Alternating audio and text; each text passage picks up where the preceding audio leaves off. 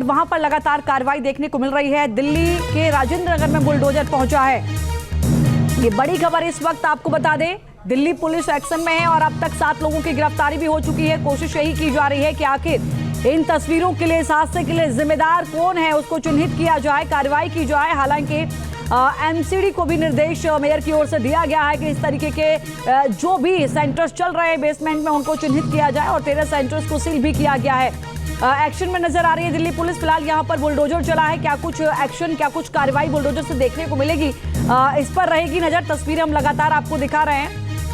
संवाददाता रुमान उल्लाह खान इस वक्त हमारे साथ जुड़ चुके हैं। रुमान, हम देख पा रहे हैं कि ओल्ड राजेंद्र नगर जहां पर एक बड़ा हादसा हुआ, कल 3 छात्रों की जान चली गई, वहां पर जेसीबी पहुंची है। पहुंचने की क्या वजह है, क्या एक्शन, क्या कार्रवाई जेसीबी की ओर से की जाएगी?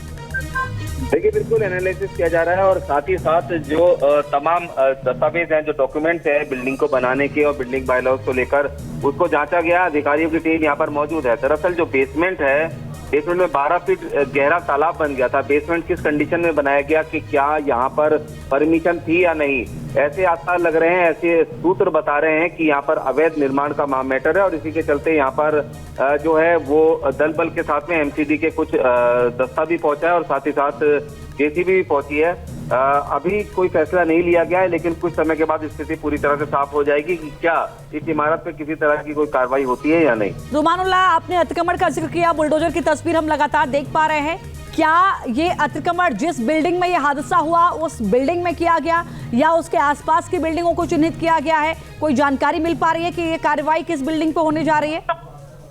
देखिए, बिल्कुल महत्वपूर्ण बात यह है कि बेसमेंट को लेकर सवाल उठे हैं कि बेसमेंट क्या परमिशन लेकर बनाया गया था, क्योंकि इस इलाके में बेसमेंट बनाने की परमिशन नहीं है और दिल्ली के बहुत सारे ऐसे इलाके हैं जहाँ पर बेसमेंट अलाउ ही नहीं है। इस बिल्डिंग के अलावा और भी आसपास की जो बिल्डिंग्स हैं, जो अवैध निर्माण या फिर जो बिल्डिंग बायलॉज का उल्लंघन करके बनाई गई हैं, सभी को चिन्हित किया जा रहा है। अभी फिलहाल थोड़े समय के बाद साफ हो जाएगा कि स्थिति क्या है, किस कंडीशन में और किस नियमों के उल्लंघन के आधार पर इस बिल्डिंग पर कार्रवाई होनी है। लेकिन इतना तो तय है कि जो कोचिंग सेंटर था जहाँ 27 जुलाई की शाम को दुखद हादसा हुआ, जिसमें 2 छात्रा और 1 छात्र की जान चली गई और बेहद दुखद ये मामला था, क्योंकि देश की राजधानी दिल्ली में ये मामला हुआ है और इस तरह से बिल्डिंग बनाई गई थी कि 10 मिनट के अंदर ही उसमें 12 फीट का तालाब बन गया, जिसमें डूबकर छात्रों की मौत हो गई। क्या निकासी के इंतजाम नहीं थे? और सीधे तौर पर सूत्र बता रहे हैं कि जो नियम है निर्माण के, उनको उल्लंघन करते हुए इस बिल्डिंग का निर्माण किया गया था और साथ ही साथ बेसमेंट पूरी तरह से अवैध तरीके से बनाया गया था।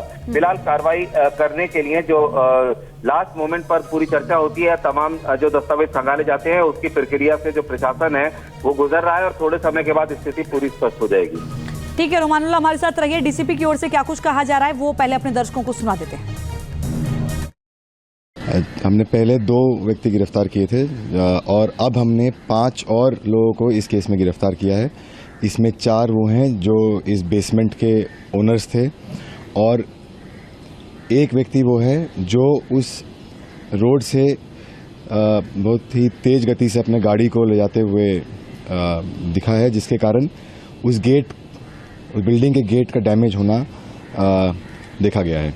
तो इस तरह इन 5 व्यक्तियों को और गिरफ्तार किया गया है। अब टोटल इसमें 7 लोग अरेस्ट हो चुके हैं और इसमें आगे अभी इन्वेस्टिगेशन पूरी तरह प्रोफेशनली कंटिन्यू हो रहा है। रुमानुल्लाह, हम डीसीपी को सुन रहे थे, उन्होंने जानकारी दी है। देखिए, कल जो संचालक था कोचिंग सेंटर का, उसकी गिरफ्तारी हुई, कोऑर्डिनेटर की गिरफ्तारी हुई। आज जिन 5 लोगों की गिरफ्तारी हुई है उनमें 4 बताया जा रहा है कि जो बेसमेंट जिस बिल्डिंग में बना हुआ था उनके मालिक हैं, वो 4 जिनकी गिरफ्तारी हुई है और 1 वो कार ड्राइवर जिसके कार बहुत तेजी से चलाने की वजह से गेट खुला और ये पूरा हादसा हुआ, पानी बहुत फ्लो के साथ अंदर गया, उसकी भी गिरफ्तारी हुई है। और कोई अहम जानकारी रुमानुल्लाह आपके पास?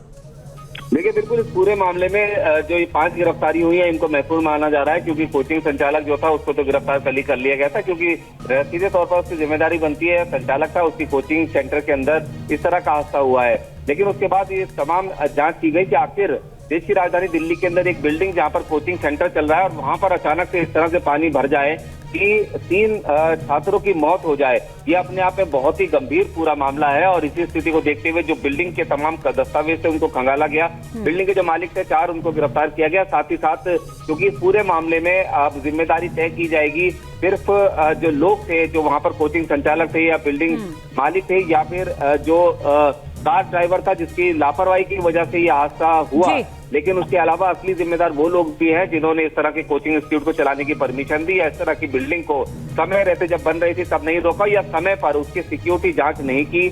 सीधे तौर पर अभी कार्रवाई और भी होनी बाकी है। और न्यूज नेशन अब व्हाट्सएप पर खबरों के ताजा अपडेट के लिए न्यूज नेशन के इस QR कोड को स्कैन करें।